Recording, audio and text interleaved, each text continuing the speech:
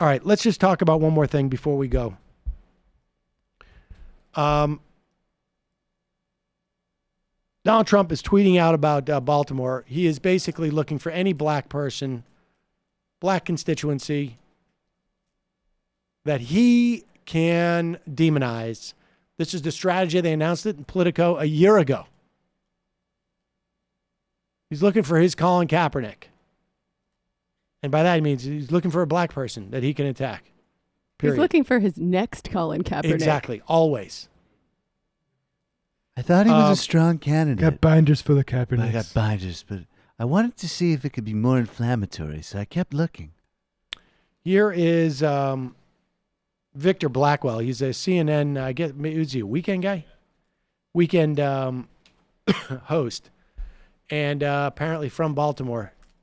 Here's his response. This morning, the president attacked another member of Congress on Twitter. This time, it's House Oversight Committee Chairman Elijah Cummings. He wrote this: Cummings' district is a disgusting, rat and rodent-infested mess. If he spent more time in Baltimore, maybe he could help clean up this very dangerous and filthy place. No human being would want to live there. Infested. That's usually reserved for references to rodents and insects, but we've seen the president invoke infestation to criticize lawmakers before. You see a pattern here? Just 2 weeks ago, President Trump attacked 4 minority congresswomen. Why don't they go back to the totally broken and crime-infested places from which they came? Reminder, 3 of them were born here. All of them are American. Infested, he says. A week before his inauguration, January 2017, Congressman John Lewis should spend more time on fixing and helping his district, which is in horrible shape and falling apart, not to mention crime-infested. Donald Trump has tweeted more than 43,000 times. He's insulted thousands of people, many different types of people.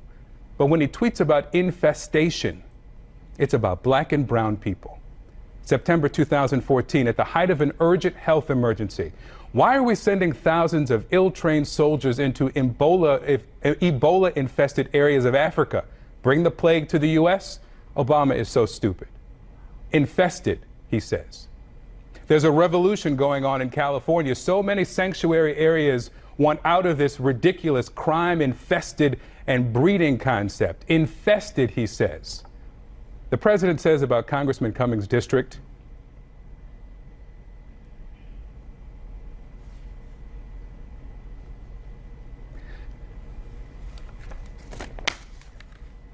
that no human would want to live there. You know who did, Mr. President? I did. From the day I was brought home from the hospital to the day I left for college. And a lot of people I care about still do. There are challenges, no doubt. But people are proud of their community. I don't want to sound self-righteous, but people get up and go to work there. They care for their families there. They love their children who pledge allegiance to the flag, just like people who live in districts of congressmen who support you, sir. They are Americans too. We'll be right back. Incredibly, obviously heartfelt, well-spoken, much better than the response F you, which I would have probably given. Would have been shorter, not probably as well said. The point about infested, I think, is important because there's no such thing as crime infestation, right? It is infested has to be like individual things. It's usually obviously insects or animals or something like that, but crime really doesn't infest. Well, the implication is that the criminals are the vermin, right? In that scenario. That everyone living there are criminals. Right. Well, so it's like, yeah, no human would live there. It's a sleight of hand. Right. And, but I mean, that's happening. It's obvious that it's happening. I imagine to a certain extent the media will take note of it and then sort of forget it again until the next thing that Trump says. I mean, think about the past week and a half, 2 weeks, starting with Pence overseeing the cage full of brown men, through to Trump's attacks on the 4 lawmakers, through to this. I mean, let's be honest. there is a completely indisputable thread line here. Yeah, I I'd mean, call it a dog whistle, but it's really not that quiet at this point Exactly. in time. It's a very old trope to compare Dog people bark. that you want to otherize He's to just attacking insects and animals. time and time again, putting out video. I mean, all of it. It's disgusting. It's disgusting. All right. One more clip on this point. We saw Fox and Friends all week. They've had to do this. Remember when things got raucous with Trump? What was it? What were they saying? I can't even remember now. Trump was being comedic when he was saying, what was the first tweet that he had? It's unbelievable. Like, we've forgotten about this. But on Monday after the weekend, 2 weeks ago, Trump had tweeted out stuff. Oh, yeah, go back. The go back tweet. Fox and Friends said he was being comedic. And then when they had the rally in Cincinnati, I think it was, right? Or Ohio? North Carolina, sorry. Where they were cheering, send her back. That's when things got raucous. So here's Fox and Friends coming to the racist in chief's rescue. And what do? They go out. We got to find somebody who's going to legitimize what Donald Trump said. But they can't be white. Surely we can find a black person who will repeat this. Oh, we found one. He has never done anything for not even one person that I know of. I never heard anybody say anything about him. And people Pause talk it. about Donald Trump. This is a woman, we don't know who she is, criticizing Elijah Cummings. Talk about Donald Trump this, Donald Trump that. Why is this man over there taking care of people at the border? We hungry. We need a place to stay. And it's just sad. He worried more about them than his own people. It breaks my heart to see this. You know, Steve, we covered it this morning, and she went on, or this weekend, she went on to talk about how all the focus on the border, all the focus on illegal immigration, and what are we doing for those folks? What about the forgotten men and women in these areas of West Baltimore who've been left behind by liberal policies? What about us? That breaks my heart. She said it breaks my heart. Imagine growing up in an area where it's so dangerous and there's so much violence and there are drugs being sold on the street. I mean, those are little kids that grow up in an area like that. Why are we spending so much money to take care of people who are not citizens, giving them sanctuary in California, paying for their insurance, when we need to use that money to go clean up the cities that are violent? Yeah. Here.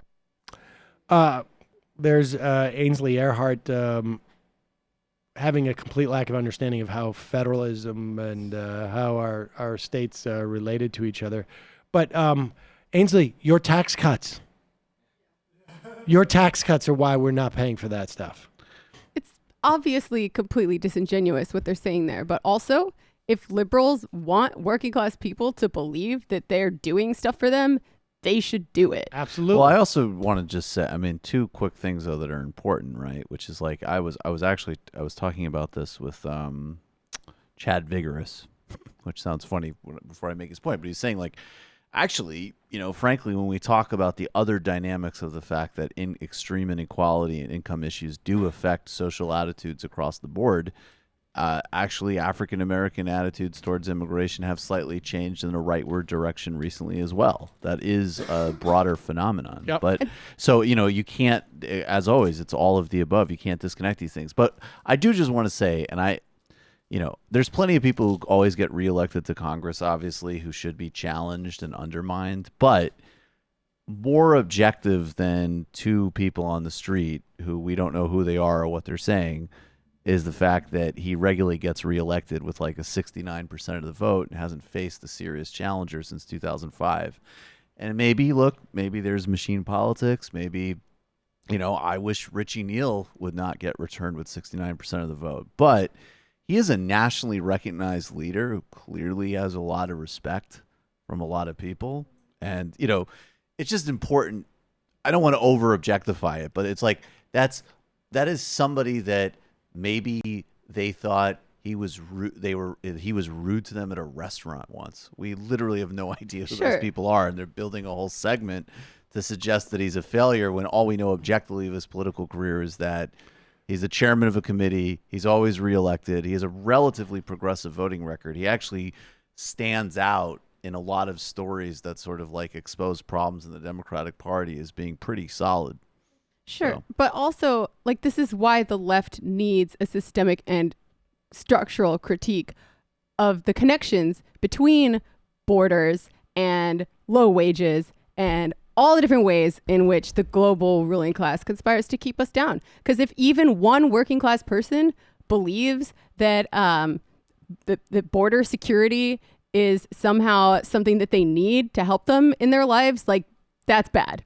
We need to do better. I would say that the need that they need before that, just to go back, is just more material benefits for those people. Actually help them so that there is not so that they're not focused on what's being done for other people, but they're getting it done for themselves. Exactly right. With that said, folks, we're going to read 3 IMs.